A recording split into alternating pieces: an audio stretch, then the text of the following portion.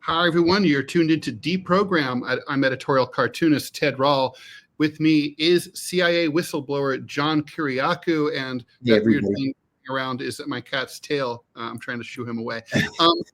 Big story today is Harvard University, something that I didn't think I'd ever see happen. One of the most powerful institutions in the country, the oldest college in the country, going way back to the colonial era before the revolution, now possibly it's back on its heels. It's not just at war with the Trump administration in sort of a hilarious look at all these old white guys fighting each other. There's actually concern that Harvard might be in real trouble, and that they might actually, have to close, shut down, somehow curtail their operations, that they are at a disadvantage against the Trump administration, something that I did not think we would possibly see ever. I mean, to me, Harvard seems like impervious. It's older than the Republic, a lot older than the Republic. It's, we've had many former presidents went to Harvard, many members of Congress, captains of industry. Hundreds of Nobel Prize winners. I mean, it's Harvard, right? I mean, it's literally the most important college and university in the United States. I say this as someone who went to Columbia. And I read in today's New York Times that, the government currently holds all the cards. John, what shocked me and really surprised me, and I think I could see why some of my right-wing friends might be upset at Harvard, the statistic that 27% of Harvard students are from overseas, that blew me away. Yeah, I was surprised by that. I don't think that any college should not have international students. I think they really, enliven the academic experience for everybody, including them, and it's including for Americans. But more than 1 out of 4, I don't know. Yeah, that might be obviously they're a profit center. They don't get financial aid. So at close to $100,000 a year for undergrad, the college is going to rake in close to $500,000 per international student, free and clear. I know they say they don't think about these things, but we know they do. They have to. And then also, a lot of those people end up staying in the United States. They get job offers here in the U.S. That causes brain drain for countries overseas, but supposedly it's a benefit for our economy. But I could see nativist and xenophobic resentments really coming front and center here, from people who are underemployed in STEM and other fields, and they feel like, I didn't get into Harvard. How come this person from XYZ country got into Harvard? Where do we start here? Oh, I guess I should say the Trump administration has ordered, under Secretary of Homeland Security Kristi Noem, has ordered Harvard to completely stop accepting international students, which said would be a major financial blow. And those international students that are there must transfer to other universities immediately. I guess presumably the spring's term is over. And a federal judge yesterday froze that decision pending a hearing. This is clearly unconstitutional. The administration can't do it, but that's not the issue. The issue is that the administration has successfully terrified Harvard, and by extension has frightened other universities into proactively doing what Donald Trump wants them to do. There's no downside to having international students. I mean, look at Stanford. It's like half the campus is Chinese, and most of them stay and work in tech companies in Silicon Valley. It's good for the United States. It's good for our economy. This is just a swipe that Donald Trump is taking against Harvard because there have been pro-Palestinian and pro-human rights demonstrations at Harvard, just like there have been at Columbia and elsewhere, that he does not approve of. And this is something maybe you and I should talk about at some point, maybe even today.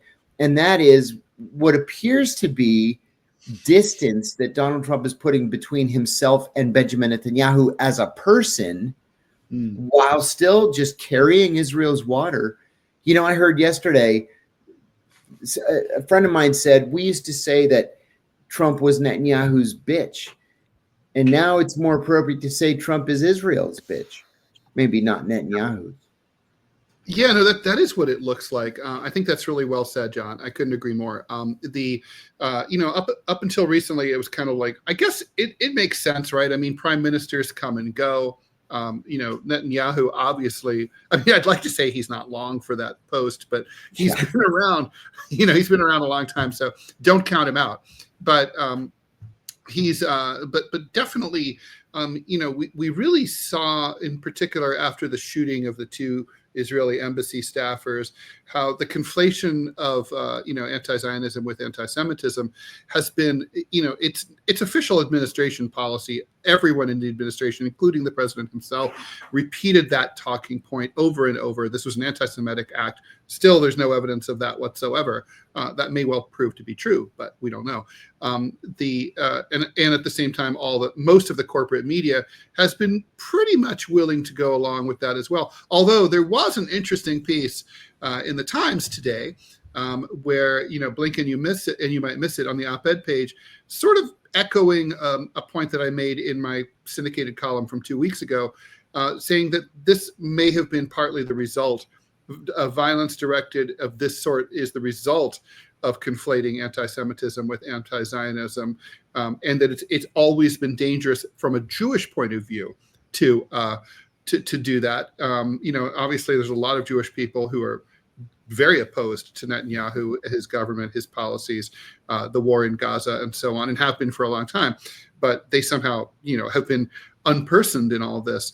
Yes. But yeah, I mean, it's funny. For years and years and years, I always heard this whole Israel controls everything. They're the puppet masters in the U.S. in the highest corridors of power. And I've always been very reluctant to subscribe to that because it feeds into anti-Semitic tropes. Okay, I know that's in contradiction to what I just said, but it kind of does. And it's also, but it's becoming harder and harder to escape that this tiny little country the size of New Jersey is telling the biggest, most powerful country in the world, maybe not the biggest, but the most powerful country in the world, what to do and what tune to dance to. It's weird.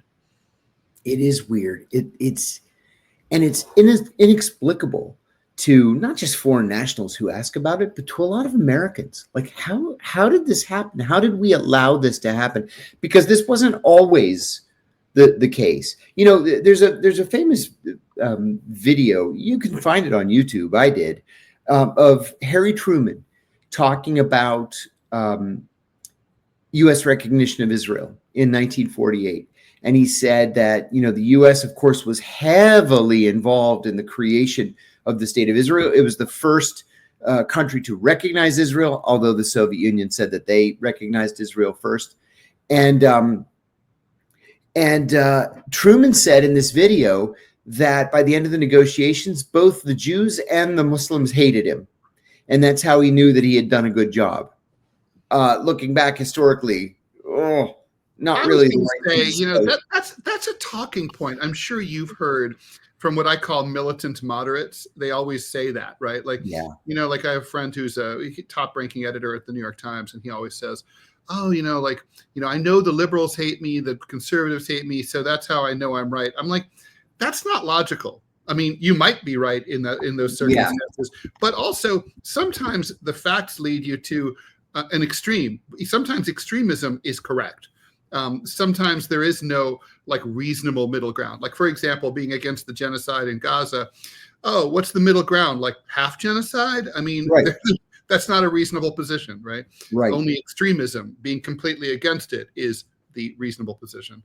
So it's very strange. I mean, a lot of people don't really understand or remember the history of how the U.S. came to recognize Israel, right?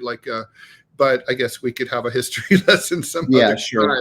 But so I mean, I'm interested in why Harvard is why Harvard? I wondered about that. Most of the protests were the biggest protests that started them all were at Columbia. And Columbia has been targeted, but they, to my knowledge, have not been told that they can't accept international students. Also, there were much bigger protests at other schools, like on the West Coast, for example. But they don't, I think UCLA had some major, very violent confrontations, and most of the violence coming from the pro-Israel students. Yes. So, I mean, but still, those schools haven't been targeted apparently at all. So what about GW? Right here, two blocks, literally 2 blocks from the White House. GW had large, active demonstrations, a tent city, but the new president of GW just caved proactively, got on her knees, and told the White House, "We'll do anything you want us to do." So any student who had been involved in the protest was not permitted to walk in graduation. Some of them have been banned from campus, despite the fact that until a week ago, they were active students. They did everything proactively that the White House would have wanted them to do. And Harvard didn't. To their credit, Larry Summers made a statement yesterday that Donald Trump has no idea what the Harvard psyche is like. That if he thinks that this is going to make Harvard bow to him, he doesn't know anything. And the first thing they did, which literally everybody predicted, was that they would file a suit. They filed the suit within hours. Yesterday, a federal judge froze the White House order. Now it's going to have to play out in the courts. I'm confident Donald Trump is going to lose. But that's really not... must have been prepared in advance. Had to be. You said weeks and weeks ago that a lot of the major universities were consulting one another and preparing for this kind of event. And sure enough, it came, but they were ready for him.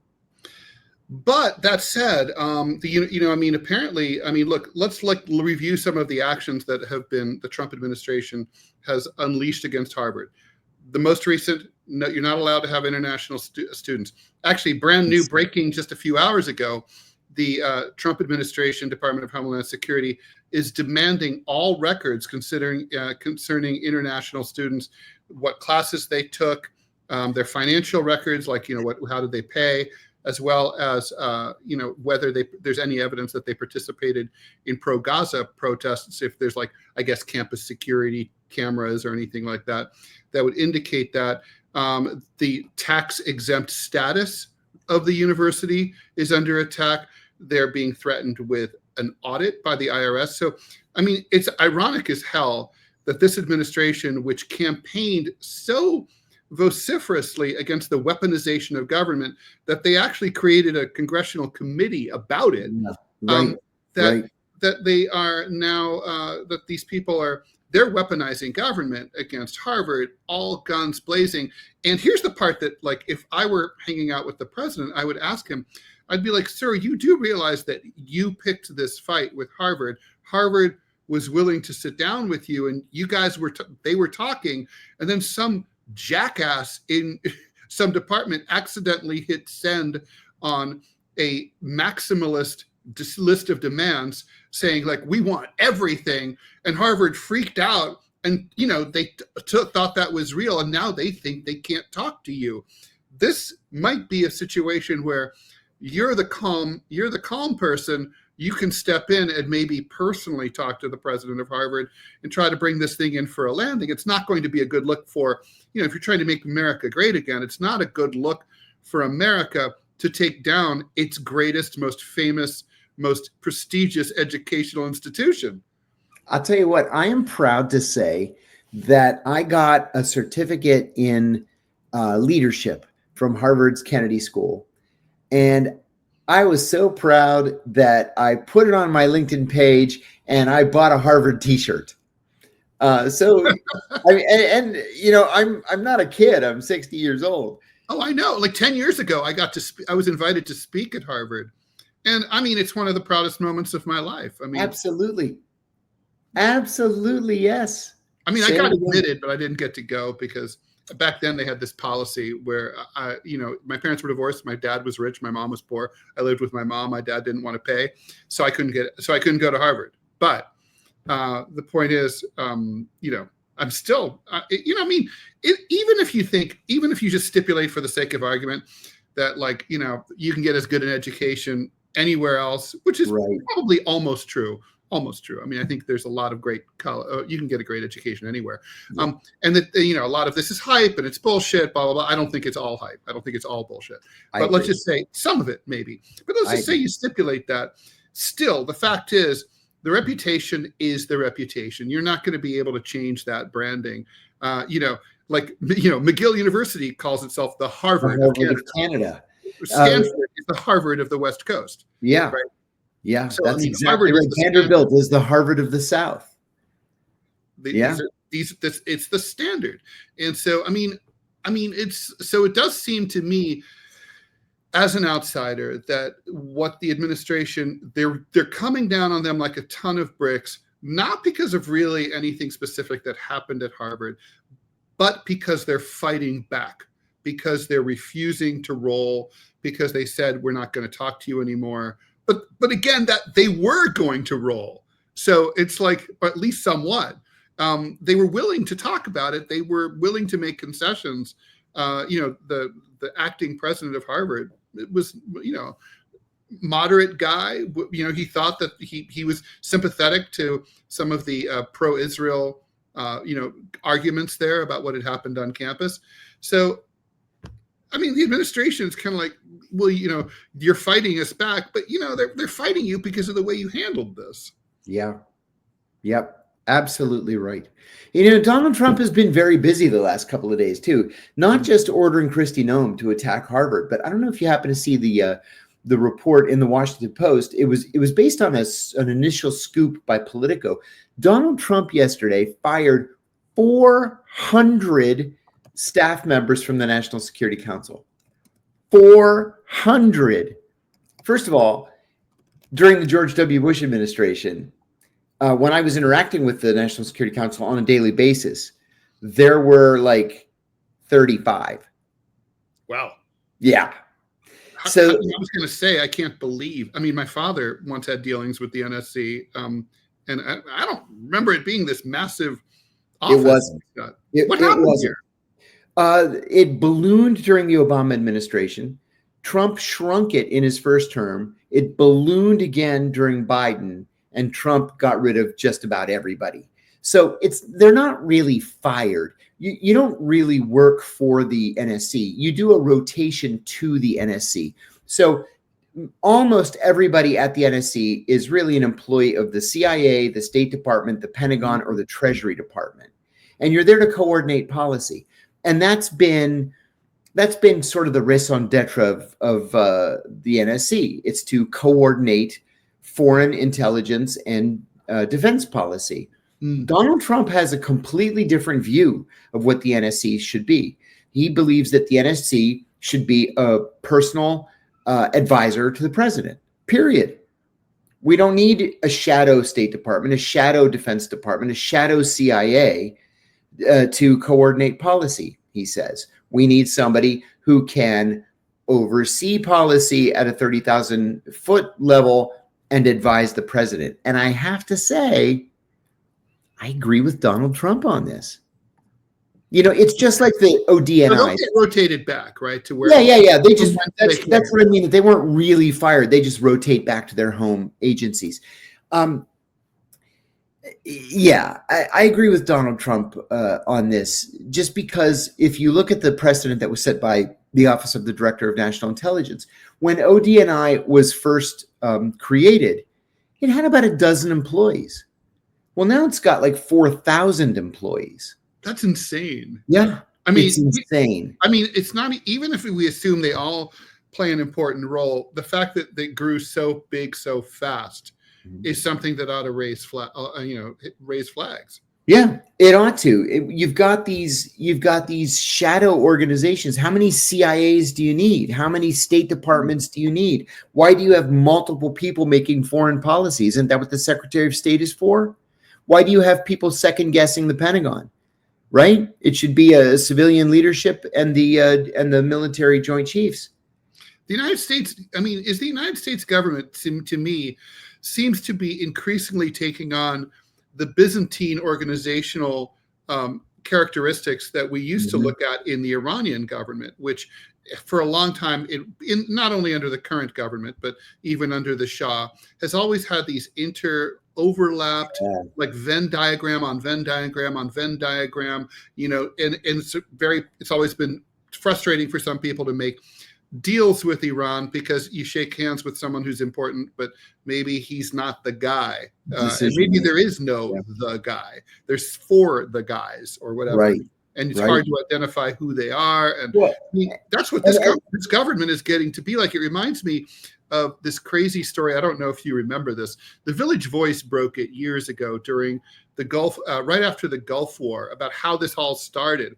And the Voice's reporting was pretty solid, that basically in the summer of 1990, Saddam Hussein was getting increasingly perturbed about Kuwait's side drilling into Iraq's oil reserves. And at the same time, also perturbed because he was part of OPEC, and the Kuwaitis were undercutting the cartel's prices on the international market. And it's like, obviously that undercuts the idea of a cartel. And so is to set prices, and you can't have anybody underset. So the Saudis and the other members of OPEC leaned on Saddam and said, these little pipsqueaks, they're in your backyard. That's like historically your sphere of influence. Like, swat them down, make them stop.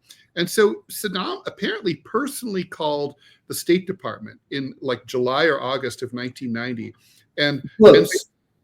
Pardon? Close. He summoned April Glaspie, who was the U.S. ambassador to Iraq. And in fact, April's mom lived with her in Baghdad. She was quite elderly, and they were going on vacation the next day. And so she reported to James Baker, the Secretary of State, that she had been summoned by Saddam and she was going to go see him. A bunch of us analysts at the CIA were huddled around the computer in the operations center, waiting for the no disk cable, the no distribution cable to come back, eyes only for the Secretary of State, which of course means the Secretary of State and the CIA operations center. And so this is where the major disconnect was. Baker wrote back to April and told her that the U.S. policy was that the United States will not take a position on Arab border conflicts, because everybody assumed he was just going to take that little 2-kilometer strip that was the southernmost tip of the Rumaila oil field where the Kuwaitis were slant drilling. Saddam assumed that the U.S. knew he was going to take the whole of Kuwait. Now, and what's part of the issue that a lot of people in Washington were on vacation at this time? Oh yeah, everybody was on vacation. It was the 2nd of August. Right, so no one was around. President George H.W. Bush presumably was in Kennebunkport. So that you couldn't get basically. Actually, he was. Go ahead. He flew back. This kind of made my career early on. We wrote a paper on June 30th saying we believe Saddam Hussein is going to invade Kuwait and is going to take the whole thing.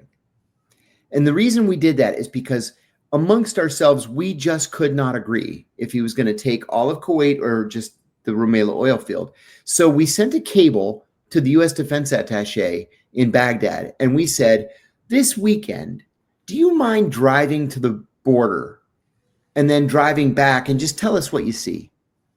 So he drove down to the border with Kuwait, went back to Baghdad to the office and sent us a cable and said that literally the entire Iraqi military is driving to Kuwait. So we published a paper on June the 30th, 1990, saying Saddam Hussein is going to invade Kuwait and he's going to take the whole damn thing.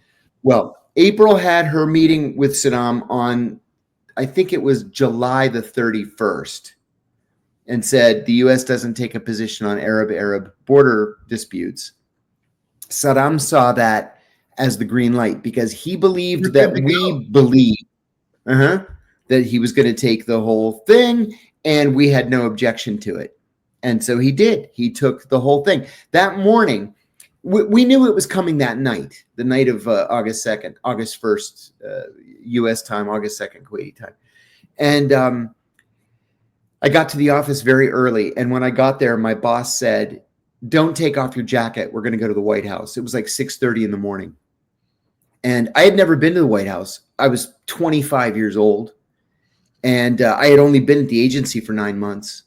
So we get in the car, we go to the White House, a Marine escorts us into the Oval Office. It's the president, the vice president, the national security advisor, the CIA director, my boss, and me. So we wait for the president to sit down. Everybody else sits down. And the president says, well, now what do we do? And it took me a second, but I said, well, Mr. President, as you know, Iraqi troops crossed the border into Kuwait at 2:00 in the morning, and they overthrew the Kuwaiti government, and they installed a puppet government led by Dr. Ahmed Khatib. We actually know a lot about Ahmed Khatib. He graduated with a medical degree from the American University of Beirut, where he was roommates with George Habash, and together they created the Popular Front for the Liberation of Palestine. Wow. And Dan Quayle goes, Jesus Christ, like that. And we just sat there all looking at each other. Well, it turned out later that afternoon, something famous happened. Margaret Thatcher called Bush and said something that has become well known in international affairs. She said, now's not the time to go wobbly, George. And that's what kicked him into gear. Next thing you know, we send 565,000 troops to the Middle East. And beyond that,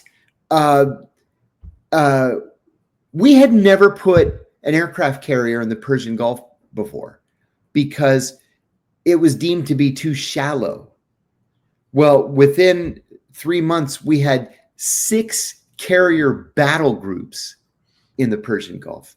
Wow. We thought it would be too shallow and they would be too difficult to turn around because they're so big. They need such a wide berth. 6 carrier battle groups in the Persian Gulf at the same time. He didn't go wobbly. He did not go wobbly.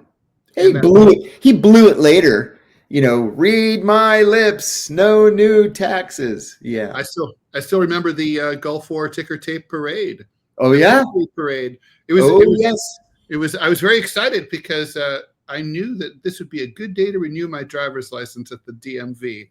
Smart. No one was going to be there, and no one was. Smart. No. So, wow, that's a great story, John. We should move on a little bit because there's still much more to talk about. I don't know how familiar you are with the world of graphic novels and cartooning, but I assume you know about Art Spiegelman. He was the creator of the graphic novel Mouse. And every now and then, I've been a longtime critic of art. I think arguably I might be his #1 critic. I wrote a cover story for the Village Voice that became, by some standards, according to the letters editor there, had received more letters than any other article in the history of the Village Voice. Oh my God, what did you say? And that's really stupid. I mean, it's cartooning. It's not that important. But I said that basically Art Spiegelman was wildly overrated, that he doesn't produce much work, and what work there isn't that good. That Mouse is okay, but the main thing is the Holocaust is a sexy topic. That he also had outsized control in the world of cartooning, particularly in New York, through he and his wife, who was the editor at one of the key editors who selected illustrations and cartoons at the New Yorker. And that between the two of them, he was a professor at School of Visual Arts in New York, that basically they controlled the world of illustrations and cartooning, and not in a positive way, that they were not benevolent dictators, that they kind of just basically were running a grift for themselves and their friends. And it's basically, I would say, the response in the cartooning community was 50%. Ted Rall is completely full of shit and just jealous of Art Spiegelman, which is not true. And 50% thought I was right. So that was back in the early 90s, speaking of the Gulf War period. Late 90s. It was a little bit later than that. Anyway, so Art is currently in the New York Times today, arguing that, so he was the subject and I'm very jealous of him about this. PBS did one of their American Masters series about him. And I mean, that's exciting. He's 77 years old. You've made it. Yeah. You've made it. Yeah, no question. That'll never happen to me, I'm sure. But anyway, the point is, obviously it was a loving portrait, but at some point he had done a cartoon that had been distributed by him and Francoise at the Women's March in 2017 against Trump's inauguration, that basically showed Donald Trump as literally a shithead. He is, instead of his hair, he has a turd on his head with flies all over it. And basically it was a cartoon that, never appeared in print anywhere except like self-published.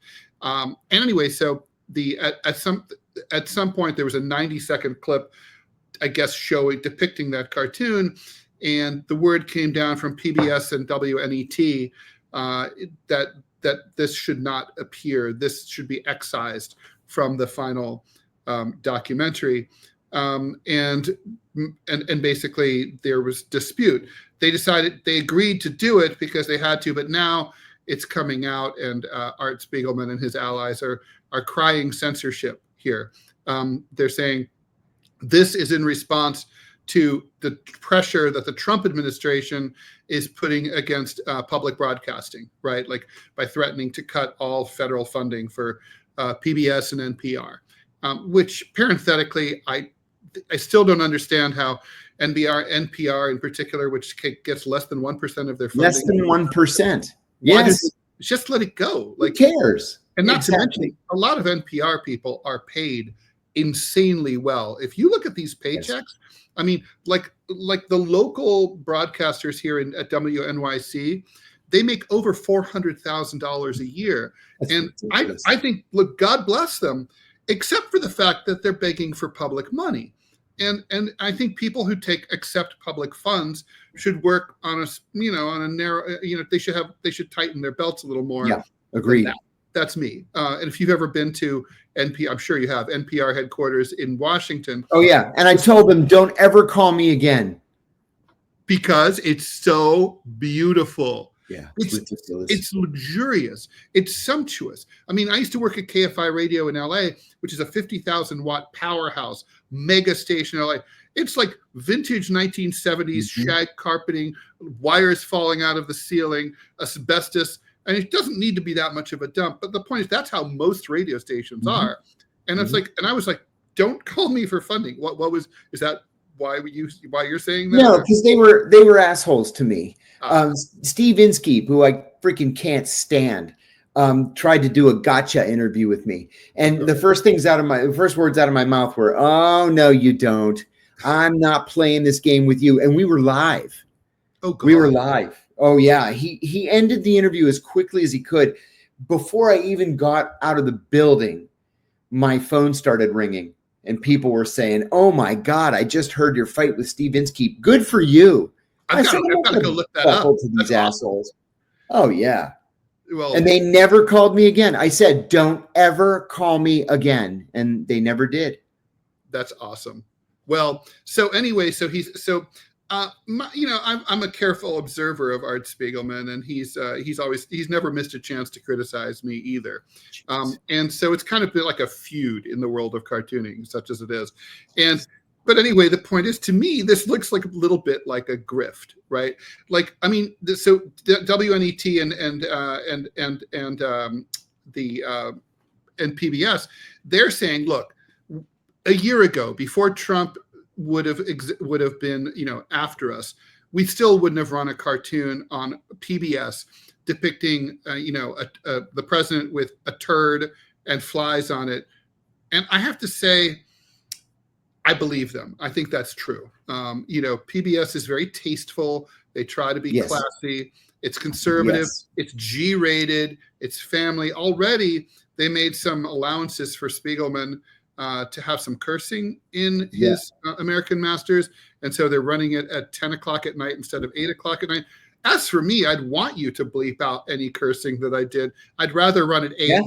Cursing's not important to me. I like to do it, but it's not a political stance. So, but I mean, whatever, you do you, but it just seemed to me like, if you claim to be censored, you can really get, you can really win. Like the Pulitzer Prize in cartooning this year went for a second time to Ann Telnis formerly of the Washington Post. She quit the Washington Post because she felt that she couldn't do as many anti-Trump cartoons as she wanted to, but she wasn't fired. And they didn't want her to quit. They asked her not to quit. But, kind of like the vibe is that she was fired or pushed out. And in their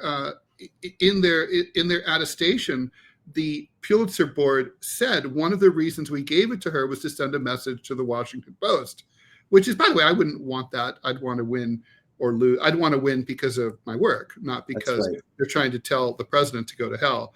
But anyway, those are my thoughts on this. I don't know. I mean, and also this is a guy who's like, I'm also kind of like thinking, American Master for what? He produces almost no work. I mean, he's like the least hardest working man in cartoon show business. I mean, he's got like a few books. He doesn't put out any cartoons of any note any time. Really, seriously, like you can name 100 political cartoonists. They've all done more work in 6 months than Art Spiegelman has created in his entire life. And he's not very good. I don't know. The whole thing just drives me kind of crazy. Ted, is there any fallout for you, or has there been any fallout for you for criticizing somebody like him? If he's seen as the guy in the industry, what happened to you? Well, for example, immediately after the Village Voice article appeared, one of his acolytes, this sort of low-level illustrator who I'd never heard of before, took it upon himself to impersonate me in emails to my editors to try to make me look like even more of an asshole than I really am, and including the New York Times, where I was a regular on the op-ed page up until that point. My editor calls me up and says, "What the fuck is going on?" I said, "Oh, that's not me. That's this other person." And he's like, "Well, I just can't. I don't want to be involved in like your drama." So I was fired by them, and that kind of thing. It was like kept happening. So finally, I sent a cease and desist to this dude. Long story short, I had to sue him. It became a big cause célèbre for him. Basically, he framed it as if I was trying to censor him and deprive him of his First Amendment rights, which you don't have to impersonate another person. Okay, it's like I sign all my work under my own name. I say everything I have to say under my own name. I don't sock puppet. I don't use fake names on social media. I don't give my own books positive reviews like Dave Eggers got caught doing one time. Yes, I don't do that kind of thing. And so but anyway, people took each my side or his side. He had a benefit concert against me. There were 2 books published about how I was an asshole called Legal Comics. I mean, compilations of people, some of whom used to be my friends. R. Crumb came out against me in favor of Art Spiegelman. In favor of Art Spiegelman's friend. So it became a big contretemps. My career definitely isn't the same because I did that. I don't care. I would do it again. It felt like this is like, what this is like. I feel like sometimes someone has to take out the trash. Like George Clooney felt like he had to take out the trash when it came to Joe Biden. It's no fun. No one else is doing it. And you're like, okay, I'll do it. Fuck it. That's how I felt. I mean, Spiegelman's influence was nefarious. And it's not what it used to be, but it was very much a negative thing. So I was like, I'm taking out the trash. And by the way, it wasn't exactly like only my idea. I had quite a few Confederates who were, helping me do the research and stuff. And I got so many crazy stories about him. My favorite one was that Art Spiegelman, I guess, collects vintage comics too. And he had in his car, someone broke into his car in Manhattan and stole some of them and sold them to St. Mark's Comics, which is comic store. Yeah, famous. Yeah, down on St. Mark's Place. Yeah, and so anyway, and the owner of St. Mark's Comics told me the following story. So Art Spiegelman walks in and says, "Oh, those are my comics that you're selling." And the guy says, "Oh, I didn't know that. I mean, this guy came in and just sold them to me. I'm sorry. I'd like to give them back to you." And Art just walks out without saying a word, right? Comes back with several police officers, has them arrest him and drag him off to the Tombs for the weekend until things get sorted out. And the Tombs is the lockup in Lower Manhattan in Chinatown. And it was the city prison, the city jail. I was like, are you fucking kidding me? I mean, the guy, everyone in the world of comics, it's a very small, insular world. We all know each other. He's a good guy. He didn't knowingly buy stolen merchandise. Immediately, he was horrified, and he knew who Art Spiegelman was. I mean, he was going to give the stuff back, but Art didn't want that. He wanted his pound of flesh, and that's kind of how he is. I would have set all of it on fire. I'm that kind of a person. Yeah, I like that. Yeah. I like your style. I think Art got his stuff back, and basically he was just like, the guy from St. Mark's Comics was none the worse for wear, I guess. But it makes a story. But I mean, that's the kind of guy he is. I mean, he's kind of a bad person. So I worked near a guy. We were both in the counterterrorism center together. He was far senior to me, and he was the head of the CIA's Special Activities Division. Oh wow! Yeah, that's such a great name. Special Activities. So he wrote a book. He retired from the CIA. He wrote a book, and Covert Action Magazine asked me if I would write a review of the book. So I bought it. I read it, and I said, the book is kind of a typical CIA memoir. This is where he grew up. His parents were immigrants from Castro's Cuba. He grew up in Hialeah, poor, joined a gang, learned karate and weapons, and he loves his wife, and he hates communism, and he did lots of cool things for the CIA. What he didn't tell you is that he was investigated by the Miami Police Department for 3 different murders that were committed on behalf of the Cali cartel. And he has never answered to accusations made by Vanity Fair that he was an assassin for the Cali cartel before being recruited into the CIA, specifically because he was an assassin for the Cali cartel. Was that on his resume when he applied? Right, I know, right? He was friends with a station chief who then became the head of counterterrorism. The guy's wife comes after me. And then because you weren't scared about giving a less than glowing review to a man with those bona fides. I figured he's a big boy. He'll be able to take it, and it's in Covert Action. Nobody's going to read it, right? Or the people that do read it weren't going to buy the book anyway, right? So his wife came after me and made threats. So I reached out to. I would take those threats seriously. Yeah. I reached out to a mutual friend who had been the Assistant Secretary of Defense. And I said, Marianne, you got to call this woman off, because otherwise I'm going to have to call the cops, and then it's going to be all ugly. Mm-hmm. And she said, yeah, I'll talk to her, but you should be ashamed of yourself, the things that you wrote. I was like, yeah, okay. All right. No allegation, no assertion that they were false, of course. No. Wow. No. Yeah. You just never know with people. No, you really kind of never know. It's like, yeah. Well, I could go on about Art Spiegelman, but we have other things to discuss. I wanted to get your take on it's the 5th anniversary of the murder of George Floyd by Minneapolis police. And now there's some interesting statistics coming out. After everything's played out, you would really think that, all the reorganizations of police departments, the new rules about community policing and so on would have at least put a dent, not to mention police cameras, the ubiquity of phones, they're videoing everything, would have put a dent in police killings. And by police killings, I kind of don't like that phrase, because it's ambiguous about whether it's the police doing the killing or being killed. Here we're talking about the police doing the killing. Indeed. And so they're up. They're not skyrocketing, but it's a steady increase year after year. More cops, are killing more civilians in encounters. And one of the working theories, which I don't know if you want to laugh about it as much as I did, is that it's because of the increased attention to the police that they distrust the police more. And because they distrust the police more, they're less cooperative. And if they're less cooperative, they're more likely to be shot. I'll tell you why I disagree with that so strongly.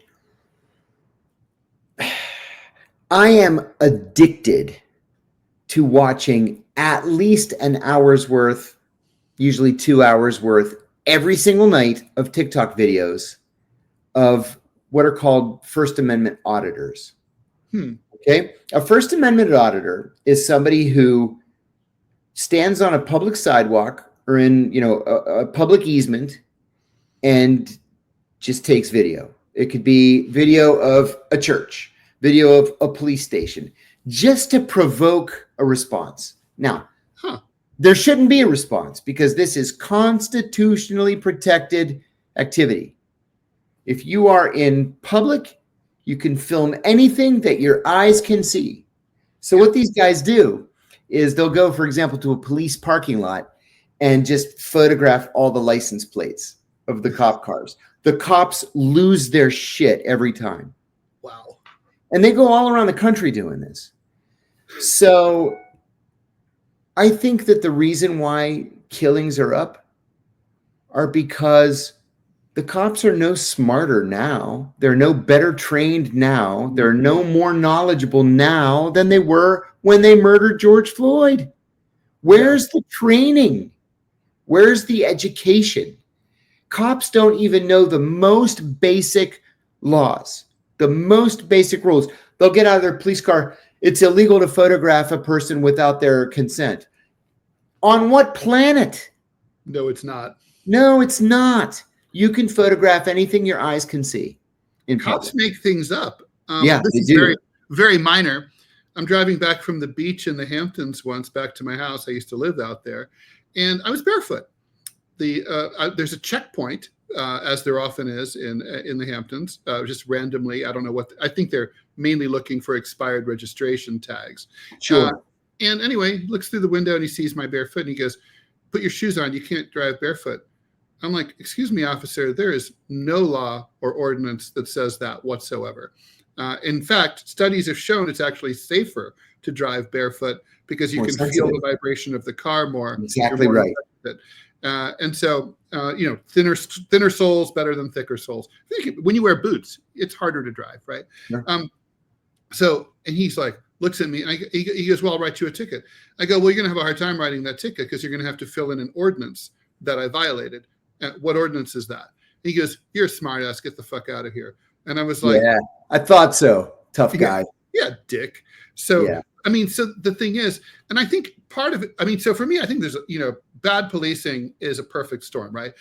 First of all, it's recruiting a lot of former vets, way too many former military people, not enough civilians, not enough thoughtful people. Also, you must know, I bet you know this story.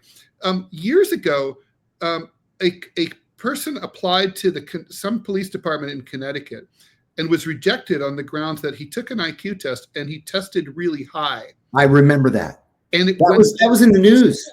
It went all the way to the U.S. Supreme Court, and the U.S. Supreme Court affirmed the police's right to discriminate against intelligent people.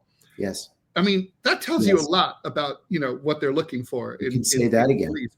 And so they have this, they don't have a guardian mentality. They have a soldier mentality. What drives me crazy is when I hear, the number one job of a police officer is to come home safe and sound to their family. No, it's not. No, it's not. Make sure we come home safe and sound to our families. The job is you may die. That's the job, like being a firefighter. Right. And if you don't like that job, don't take that job. It's a fucked up mentality. The militarization, the military hardware, even the way they dress. They're wearing Kevlar. Kevlar. Who's shooting you? Yeah. And also, it's probably going to make you, even if you're a nice person, I don't know about you, John, if I'm carrying like 40 pounds of body armor all day in the heat, I'm going to get crabby. Okay. Yeah. I'm going to get grouchy. I'm not going to be in a great mood when someone sasses me when I write them a ticket. So I think this all plays into it. And, but there's been no retraining. It's just not a priority. No. I mean, Black Lives Matter was an incredibly effective movement because it was day after day after day after day all over the country because of the pandemic, and people didn't have jobs they had to be at. And so, but even so, even that movement, once it stopped, it all went away. There have been no reforms. No, none. There have been literally no reforms, or there have been a handful of reforms that the Trump administration has announced in the past week they are repealing. Well, yeah. No, I mean, it's sick. I mean, what's it going to take? I mean, I guess more dead black guys, right? Yeah, right. That's what it's gonna come to. Yes. Yeah, unfortunately. So, shall we talk about Iran? Yeah, let's talk about Iran. It's hard to know who to believe on these U.S.-Iran nuclear talks. Day before yesterday, the Iranians said that they were not going to participate in future talks. It was done. The Americans weren't serious. They come in with one policy. By the end of the day, they've got a completely different policy, which is absolutely true. Yeah. Donald Trump changes his mind all day long. Yeah. It all depends on who last talked to him. Right? That's right. With that said, there were talks yesterday. They did not go terribly well. And the lead Iranian negotiator at the end of the day came out and said that he did not believe there would be any agreement between the U.S. and Iran on Iran's nuclear program. It's all about the level to which the Iranian uranium can be, what do you call it? Purified. Enriched. What did you say? Uranium enrichment. Enrichment. Thank you. Enriched. Sorry, I had a mental blank. To which it can be enriched. The CIA has said repeatedly in both national intelligence estimates and special national intelligence estimates that the Iranians do not have a nuclear program, a nuclear weapons program. They don't have it. The United States a week ago said we could live with Iranian nuclear enrichment if the enriched uranium then is moved to a third country, preferably to Saudi Arabia or the United Arab Emirates. And the Iranians were like, yeah, but what about Israel? Israel's not even a member of the non-proliferation treaty. They're not a signatory to the non-proliferation treaty. Everybody knows that not only do they have their own nuclear program and their own nuclear weapons, but they purchased South Africa's nuclear weapons when apartheid fell apart. Everybody knows this. And the U.S. is like, yeah, we're not talking about Israel. We're talking about you. And so they're stuck on this level of enrichment and where the enriched uranium would be housed. Now, a lot of the enriched a lot of what the U.S. is offering is acceptable to the Iranians. But because we negotiated the JCPOA, we pulled out of the JCPOA, we made threats, we allowed Israel to bomb, go back and forth, and then there's this love letter to Khamenei, and they just don't know what to believe, and they don't feel that they can trust this administration. I'm hopeful. I mean, it even ties into our Harvard discussion earlier, right? I mean, just like there's not a consistent line. I mean, at a certain point, it's not even like, I mean, that's bizarre, right? When you really think about it, this is when you have an administration that could come to terms. They're not really far apart on a lot of things. I think Russia is having similar issues with Trump. They just don't know where these guys stand. I mean, well,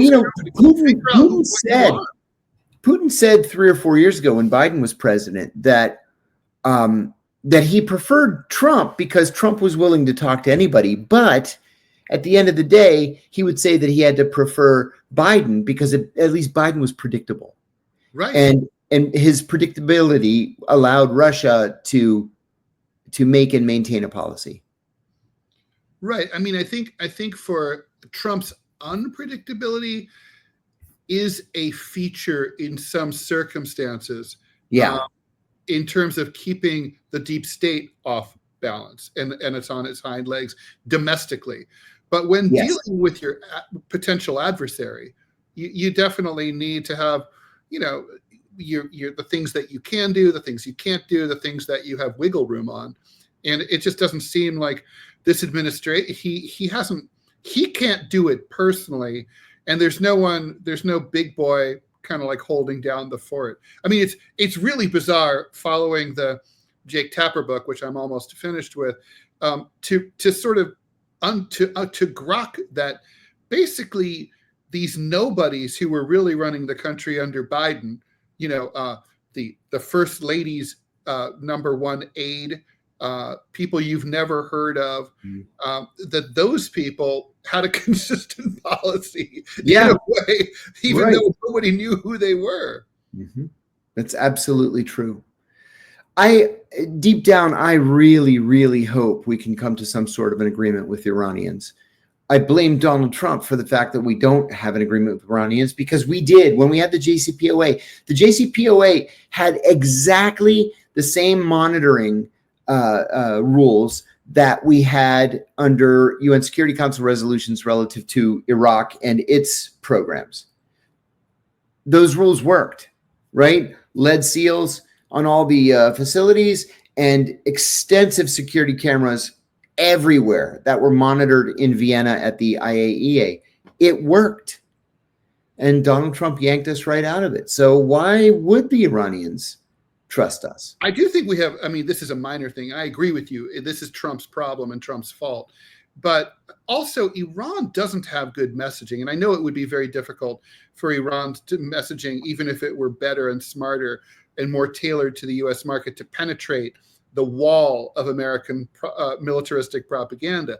But even so, they should be repeatedly harping on the fact that, A, we're only adhering to these limitations voluntarily.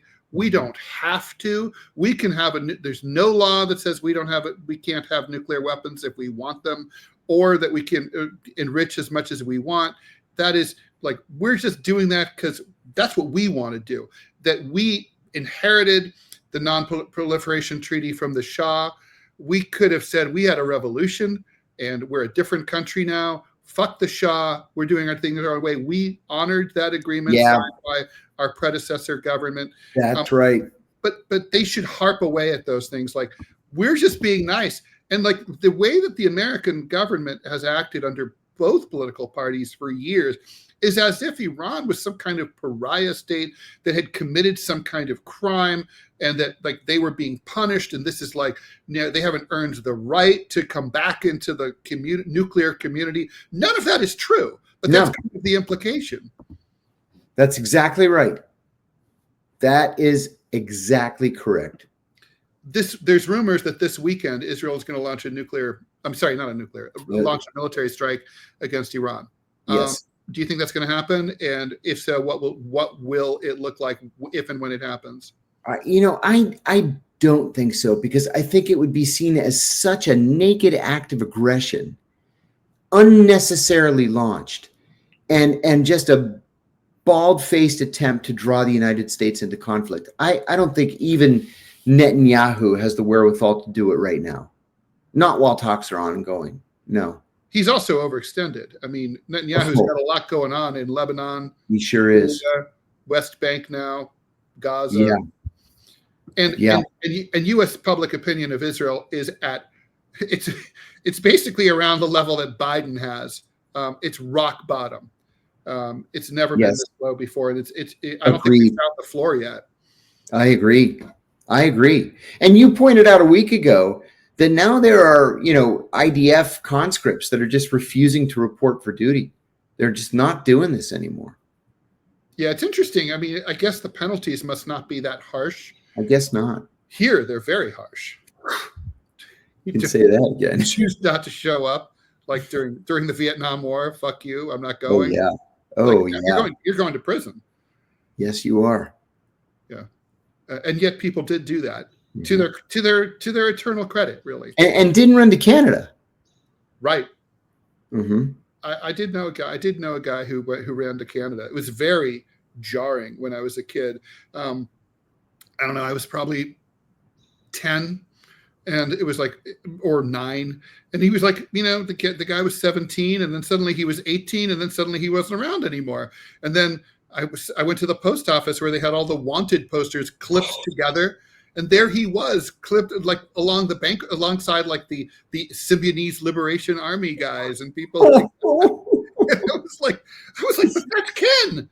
Like, oh my God. Ken's not a bank robber. I don't understand. Oh my God. How times have changed. It was so fucked up. Wow. I do feel like we're rolling backwards though, in some respects. I think so too. Well, I hope you're right about Iran. I hope the Israelis just feel like they just can't do that. I want to just remind everyone, we would really appreciate it. Very much. If you would subscribe or follow us or hit like or share us on your socials or all of the above. Shows like this live or die based on your support or lack thereof. So, it doesn't take much. We're not even asking you to send money, although on Rumble you can, and we wouldn't say no in any way, shape, or form. One pitch, please buy my book, What's Left. You can buy it through my website, rall.com/books. You'll see it on the top.